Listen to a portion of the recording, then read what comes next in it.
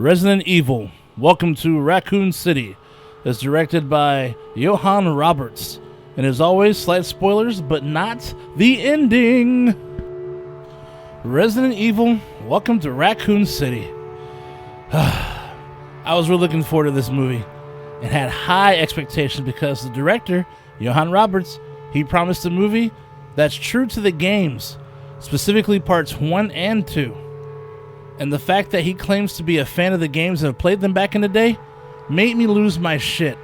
Plus, the trailer looked great. I mean, and plus it teased some very familiar parts and characters from the games. Now, I'll be honest, it's been years since I played the original games, but I do remember a lot of the story and the majority of the main characters. Anyhow, anyways, if you could bear with me, I'm going to tell you my experience watching this film and kind of go a little blow by blow a bit. Alright, so I was lucky enough to watch an early screening of this one. Alright, I'm sitting down, excited before this bad boy starts. I get all nice and comfy because I know what I'm about to watch is about to be nastiness at its finest. So, the movie begins. We get some background on Chris and Claire as children, growing up in Raccoon City. Let's just say they had some connections with the Umbrella Corporation. And, so far so good. I was digging the introduction. Had some foreshadowing. Alright. Got the foreshadowing going on. We cool. Then we move forward in time to September 1998, where we see Claire hitching a ride back to Raccoon City to see her brother, who is now a cop. If you've seen the trailer, then you already know the driver hits a chick in the road, and his dog licks up the blood, which later infects him. So now, I'm like, oh shit, it's starting, dude. Then we see introductions to Wesker, Leon, Chris Redfield, Jill Valentine, as well as other folks. Now we're about 30 minutes in. Alright, character introductions are important. I'm good. Then an alarm for the whole town goes off. Something is going on. We find out people in the town have become sick with a specific virus. Military isn't allowing any people to leave the town. Leon and company have to investigate to see what's going on, and they head out to Spencer Mansion. At this point, we're nearly an hour in. An hour, dude. And I'm like, where the fuck is all the action? So at this point, I'm becoming a bit concerned because we have seen way too much exposition and no scary or barely bloody scenes yet. The action doesn't really hit until they all get inside the mansion. But at this point, the movie is damn near over. There's like 30 minutes left until shit went down. Now, there are some recognizable monsters and characters that appear, but the action, as it happens, feels kind of lackluster. The cinematography did this movie no justice. The way certain things were shot just took you out of being scared, and during pop-out scenes, I mean, at this point, I'm just waiting for this one to end, to be honest with you. I didn't think the ending was... actually, I take that back. I did think the ending was a great setup for a sequel. But overall, I have to be honest with you, I was disappointed in the movie. I mean, it's a survival horror movie, right? Fucking Resident Evil. It took a goddamn hour for something to happen in a Resident Evil movie. Jesus, dude. I mean, think about it.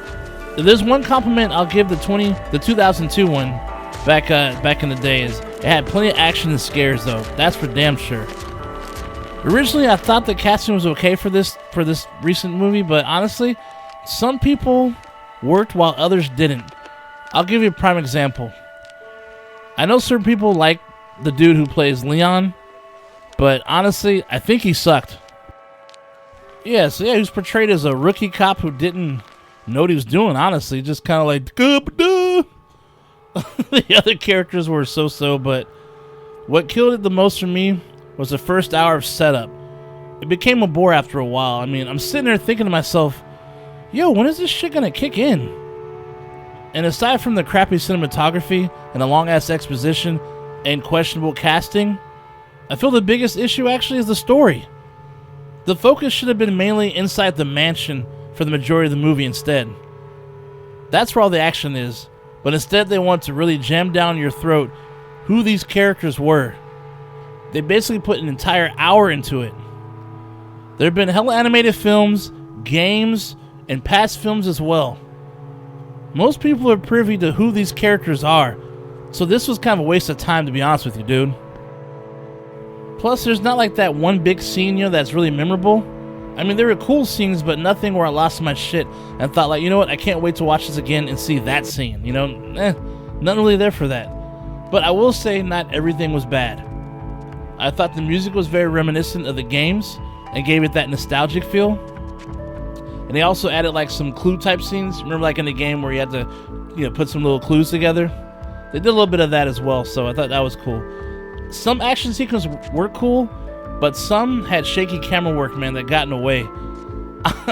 Honestly, it felt like I was watching an action sequence from Bourne Identity or some shit. There's definitely room for improvement if there's a sequel in the works, and I hope they take the criticisms and make it a positive out of them. I mean, honestly, let's be real. I want these films to do good. We all want them to do good, right? I mean, we want to be entertained, right? Entertain me! But honestly, at this point, there's no excuses to be made when you have so many references to go to. So is this movie worth watching? Let's see. I'll say this.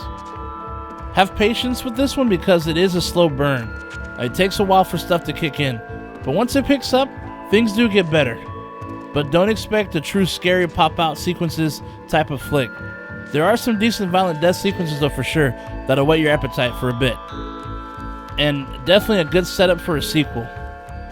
Anyhow, Resident Evil is currently in theaters. That's it for today, guys. Hey, stay nasty. Be sure to stomp on that like button. And remember, on the Don't Split Up channel, hell has never been so cool. Shay Nasty out. I'll see you soon.